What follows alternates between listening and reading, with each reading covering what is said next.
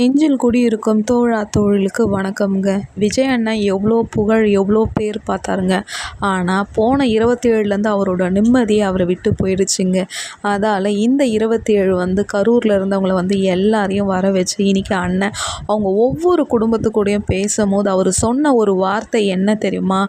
என்னை மன்னிச்சிடுங்க, இது எல்லாமே என்னால் வந்த தப்பு தான், என்னை மன்னிச்சிடுங்கன்ட்டு கையை பிடிச்சின்னு ஒவ்வொரு குடும்பத்துக்கிட்டேயும் அண்ணன் கண்ணீர் விட்டு அழுந்திருக்கிறாருங்க. ஆனால் அந்த இடத்துல பாதிக்கப்பட்டவங்க சொன்னது என்ன தெரியுமா? இல்லைப்பா, உன்னை நாங்கள் பார்க்க தான் வந்தோம், இந்த மாதிரிலாம் நடக்கும் நாங்கள் நினச்சிக்கூடும் பார்க்கலன்னும் போது அப்போ சொன்ன அண்ணா அப்பா எவ்வளோ புகழில் இருந்தாலும் அந்த பணிவுன்னு ஒன்று இருக்குது பார்த்தீங்களா? அது காட் கொடுத்த அந்த கிரேஸ் மட்டும்தாங்க.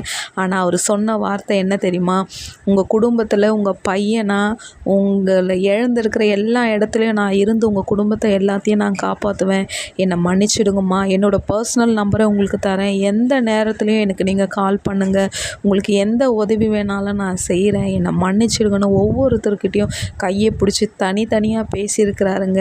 ஆனால் இதுதான் மனுஷன். என்ன பணம் காசு வந்தாலும் ஒரு உயிரை இழந்தவங்க கிட்ட ஒரு துக்க வீட்டு கால்கிட்ட எப்படி ஒரு உறவாக இருந்து பேசினார் பார்த்தீங்களா? அதுதாங்க நம்ம விஜய் அண்ணன்.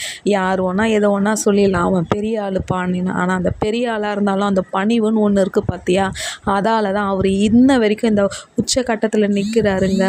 உங்களுக்கு விஜய் அண்ணாவோட கேரக்டரும் அவரோட உண்மையான கேரக்டர் பிடிச்சிருந்தா என்னோடய வீடியோக்கு லைக் பண்ணுங்கள், சப்போர்ட் பண்ணுங்கள்.